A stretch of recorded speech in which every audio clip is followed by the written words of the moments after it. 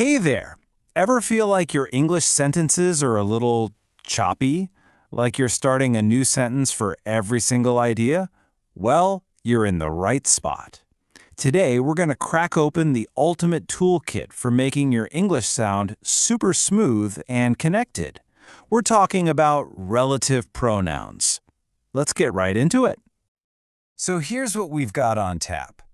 First, we'll cover what these connector words are all about. Then, we'll get into the specifics, pronouns for people, for things, and for showing who owns what. After that, we'll look at a super flexible, all-purpose pronoun. And of course, we'll wrap up by putting it all into practice.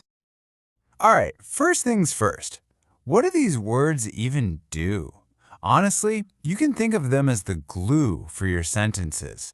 They stick your ideas together so everything flows, beautifully, instead of being all clunky.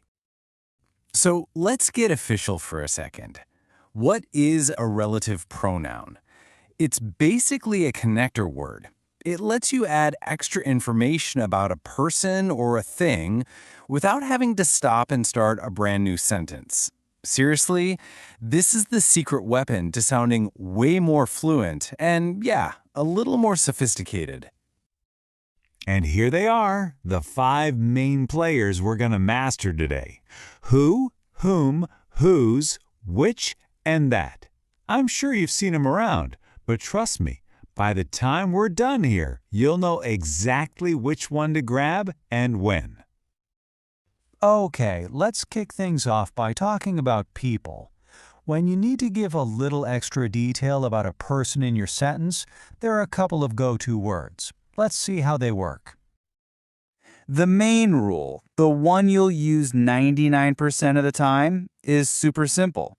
If you're talking about a person, you use who. That's it. It's easy, it's common, you hear it everywhere. So check this out. Instead of saying 2 short, choppy sentences like, she is the teacher, she helped me pass the exam, you can just fuse them together. She is the teacher who helped me pass the exam. Hear that? So much smoother. It just glides. Okay, deep breath. Let's tackle the one that trips people up. Who versus whom. Here's the simplest way to think about it. Who does the action? Whom receives the action? Now, full disclosure, whom is pretty formal. You're not going to hear it a ton in casual chats, but it's really good to know, especially for writing. Let's break down an example.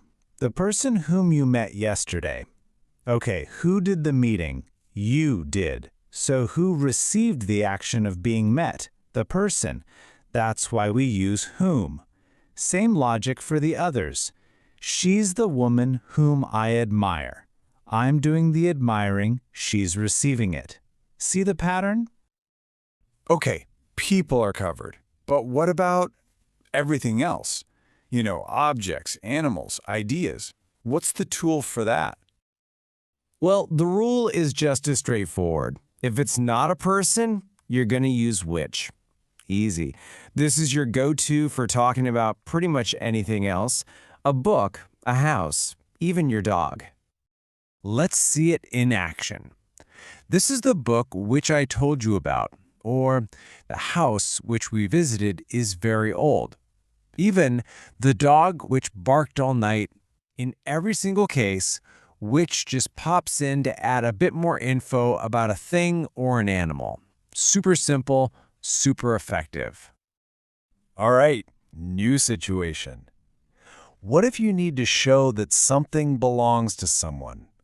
Like connecting a person to their stuff. Yep, there's a special word for that too. Whose is all about possession. It answers the question, whose is it? It's the connector you use to link a person with something they own or have a relationship with.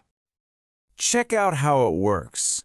We're not just talking about a man. We're talking about the man whose car was stolen. See? It links man and car. Or, I met a girl whose father is a pilot. It connects girl and father. It's such a great way to add those really specific details that make your sentences more interesting.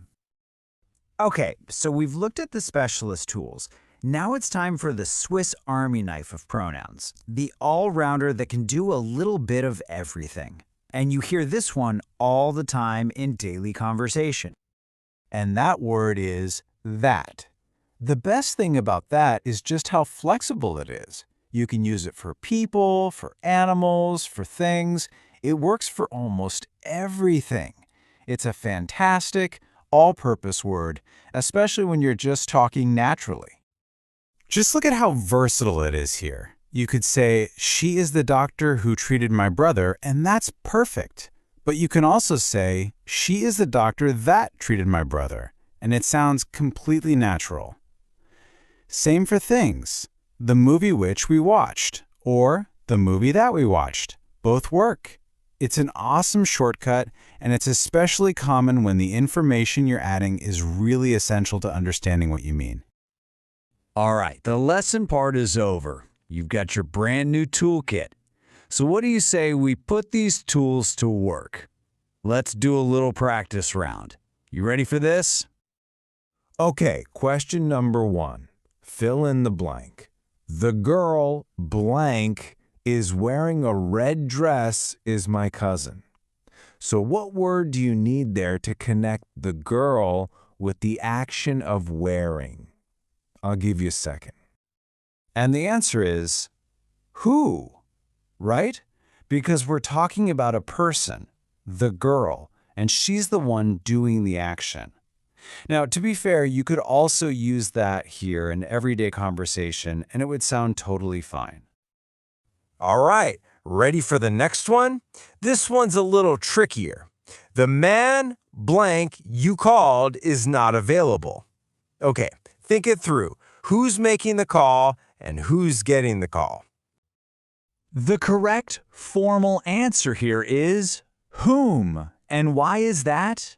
Because you are the subject doing the calling, and the man is the object who received the call. That makes it a perfect spot for whom. So there you have it. We've unpacked the whole toolkit. You're now equipped with the connectors that will make your English sound more polished, more detailed, and just better. So I'll leave you with this question. It's not about grammar anymore. It's about how you connect with people.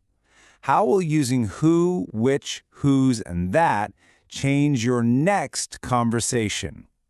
Something to think about.